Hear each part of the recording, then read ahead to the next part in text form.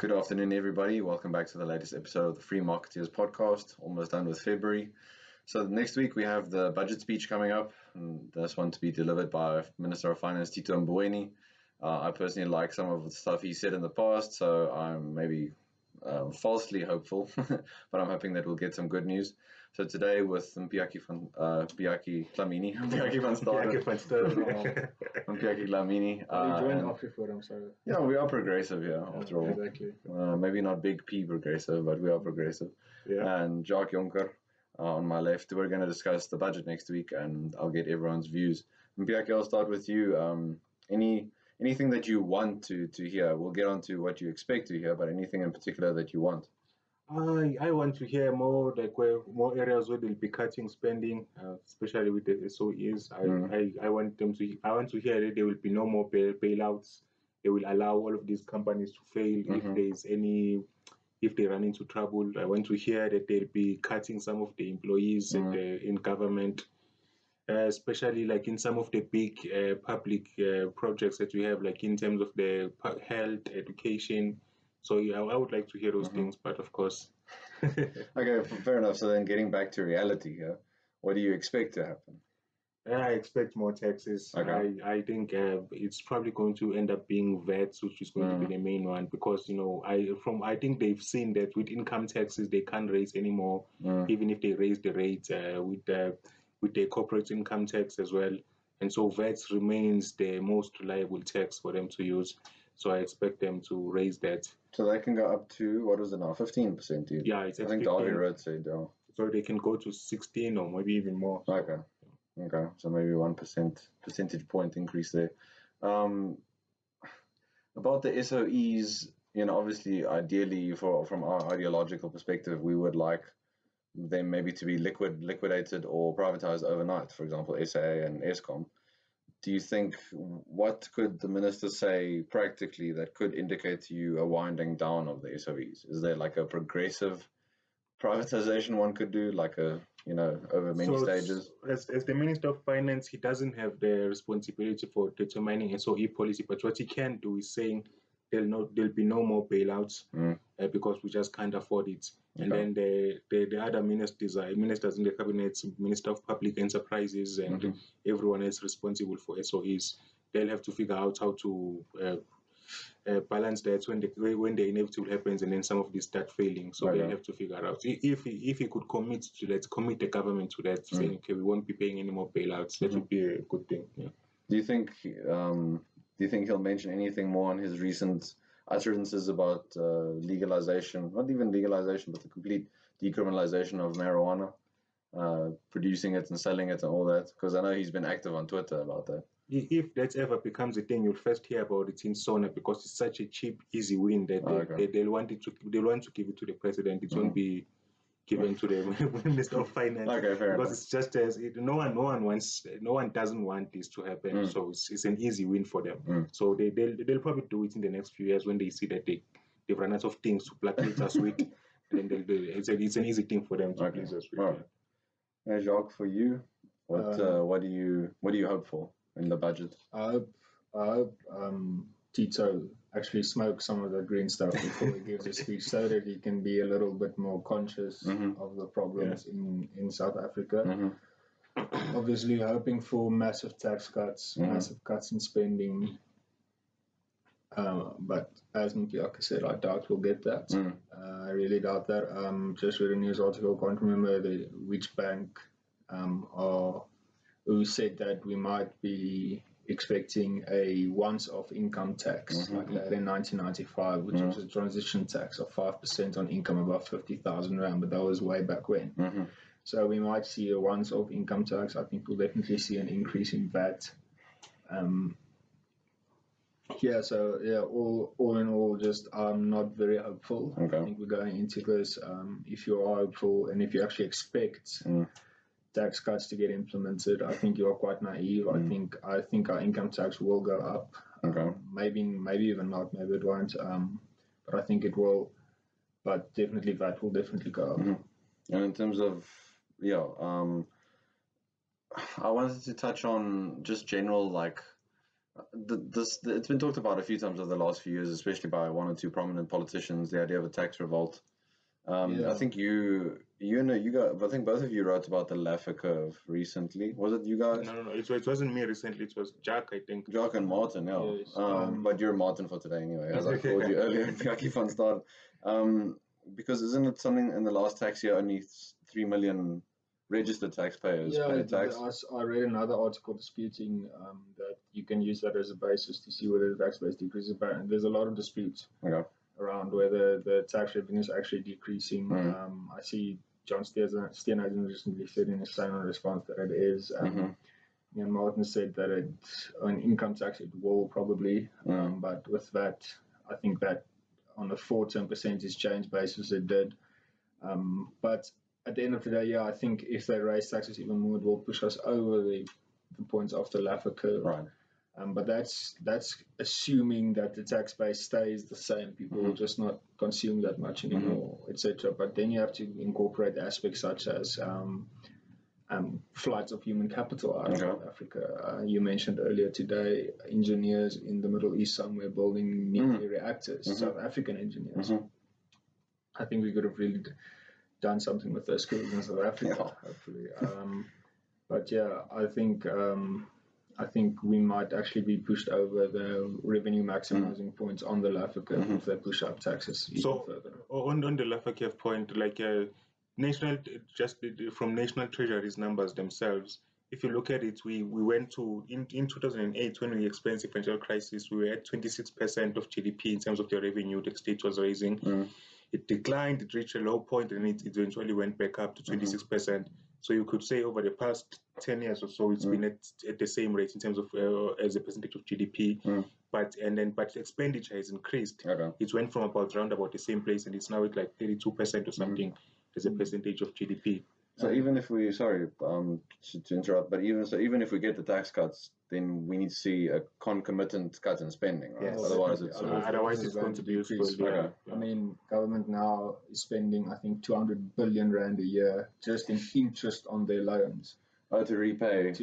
Just the interest, not the nominal initial amount, not the base amount, just the interest, not the principal amount. That is just. They probably can never catch up with that kind of thing. I mean, if they do not cut spending, the deficit is going to increase even further. If they do cut taxes, I mean, they probably won't cut taxes because they'll argue that they need taxes in order to repay the debt, because they can't incur more debt through selling bonds on the open market to try and repay the debt, which is why I'm not naive enough to believe we'll see tax cuts. We probably will, but I would hope we see tax cuts and expenditure cuts. Earlier we mentioned the possible increase in VAT, and another one that I read about was the increase possibly of the fuel levy. And just to reinforce the point, those are two measures that are going to affect poorer South Africans the most, especially for people who have to travel far to work. So again, we're going to see government's reckless policies and spending affecting poorer South Africans the most. Yeah, and I mean, government's inclination to increase VAT also will affect poor people the most. I mean, yes, there are exceptions, but nobody only lives on those things, or not all poor people just live on those things. So that will mostly affect the poor to their own detriment as well. I mean, and it's a completely sad situation. I mean, you see government scapegoating the rich capitalists all the time, but they are in fact screwing over the poor people through their policies.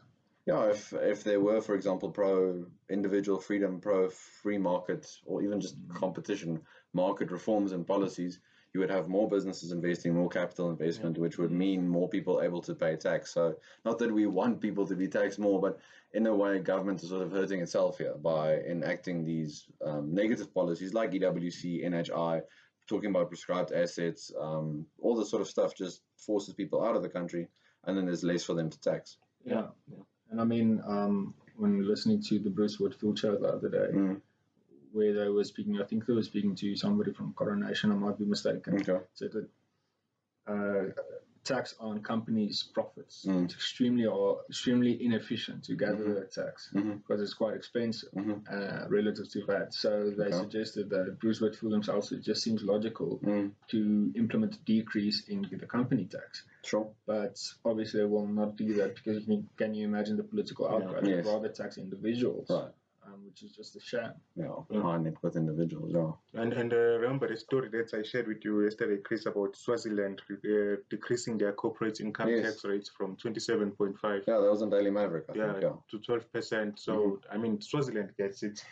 And I think part of was it one of their ministers who talked about that? But he was talking about youth unemployment and how they want to address this problem, which we apparently want to do with more than 10 million unemployed people. We want to address this problem. We call for summits and meetings and job, discussions and all that sort of thing, but we don't implement any real tough policies. And the interesting thing, like he said, that there's unemployment rates among young people in Swaziland is like 40%.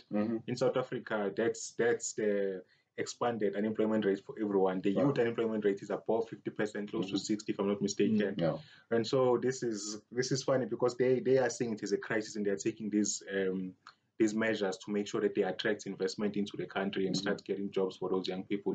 But in South Africa, we're just relaxed. I suppose being a monarchy, an absolute monarchy like Swaziland is, they have to make sure that their people they don't revolt, so they get jobs.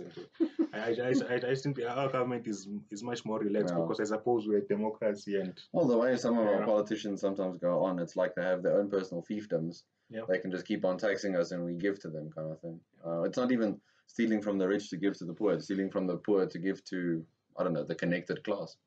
In a way. Who are already rich, by the way. And government's also subsidizing the rich by consistently bailing out entities such as SAA through funds from the development bank that should have been used for programs and actual development products to benefit poor people and lift them up out of poverty. But now they use those funds to subsidize the rich people who can actually afford to fly. Maybe I'll play devil's advocate here and say, or not even the government, but the business rescue practitioners now looking at SAA because they've talked about cutting the routes. So maybe they are looking at cutting government spending in a way. Like if we were lucky enough, all the SOEs would go to business rescue and you would have independent external people looking at the situation. There are obviously concerns about the SAA practitioners and their independence. I think they won't let it happen again. What happened to SAA caught them by surprise. I think with the next companies, they are going to do whatever it takes not to get to that point. We'll see what they do. SA Express is now in business rescue. I think the next company should maybe not now go for the jugular like which is Eskom. Maybe just go for the Denel. Right. I don't think anybody cares about the Denel. No, Denel, Alex Core. One of those, maybe. The ones that no one knows about, but which actually do a lot of things. I'm not sure Alex can be placed into business rescue. Fair enough.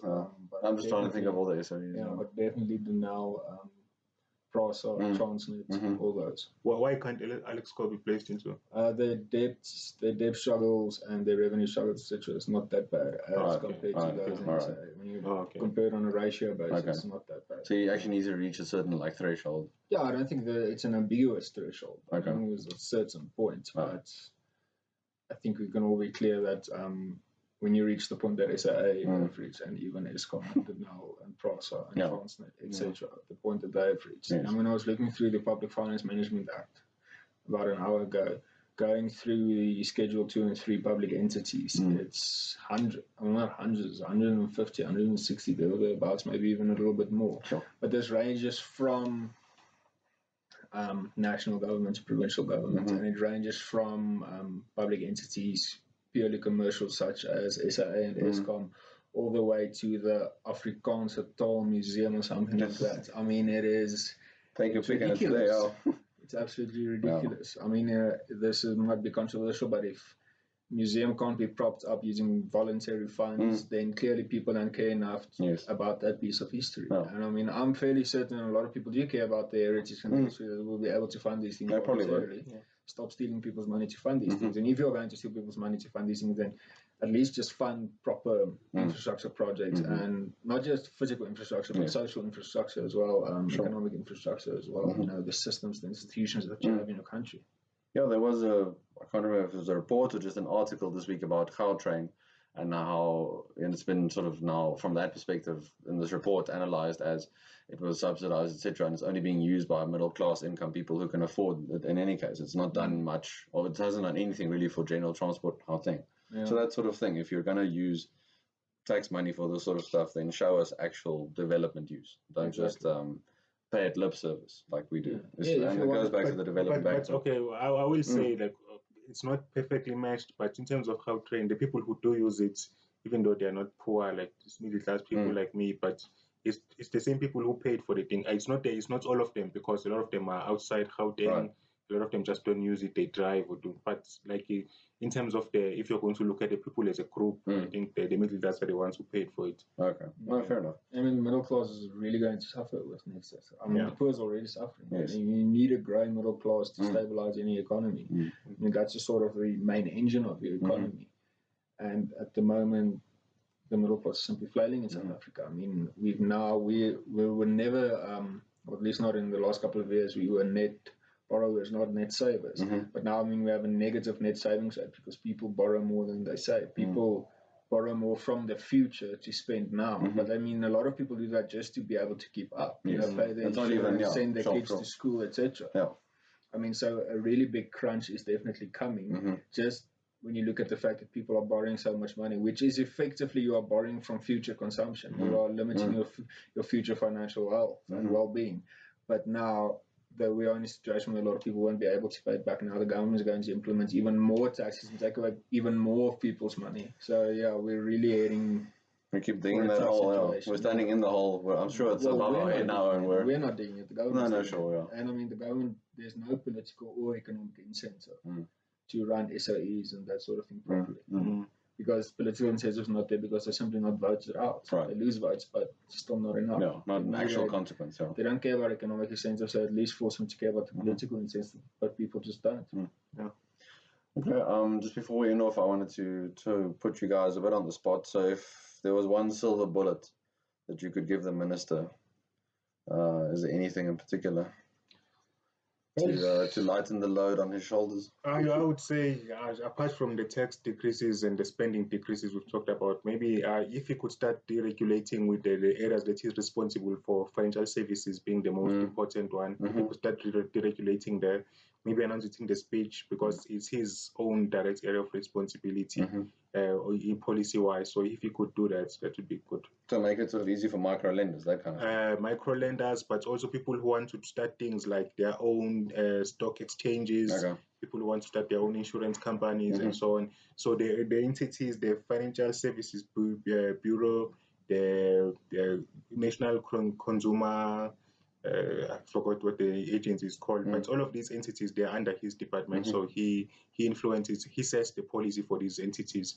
So if he could start doing that, that would be good. Yeah. For me, it's cut spending and taxes. It's the one thing. Simple. Cut taxes and cut spending. Find another way to pay off all the debt that you have, but don't expect taxpayers to pay it. I mean, people counter. When I say cut taxes, they can't say, "Oh, where's the government going to get money to pay for debt?" That's not supposed to be our problem. It's supposed to be government's problem. They put themselves in the situation. Yes, exactly. And they just cut taxes for the middle class and cut it for everybody. I mean, we need a bigger pool of capital. We need to attract not just high net worth individuals from overseas. We need to attract middle class people from overseas and tell them we have a future in our beautiful country. And we need to attract companies. I think we need, like Ireland did, although I think we need to do it a little bit better than they did. Sure. Because they still have a problem of capital flight, actually. Okay. But at the moment, cut taxes, cut spending. No, I think as you mentioned, it might sound quite simple and straightforward, but that's what's going to take South Africa out of the current mess, is economic freedom, a smaller state, a responsible state. Let's pare back the reach that the government has over people's lives and in their wallets. And let's start letting the private sector and individuals just grow their own businesses and investing in the country again. Yeah, I think we'll end on that note. Thank you all once again for joining us. Just a reminder to follow us on Facebook and Twitter, Free Market Foundation South Africa. Please like this video, please share and subscribe to the channel. And we'll see you all next week. If you're interested, please come and attend Davy Rutt's event here on the 26th of Feb. That's on the day of the budget. He's going to be talking about his view of the latest budget speech. We'll chat to you again soon. Cheers.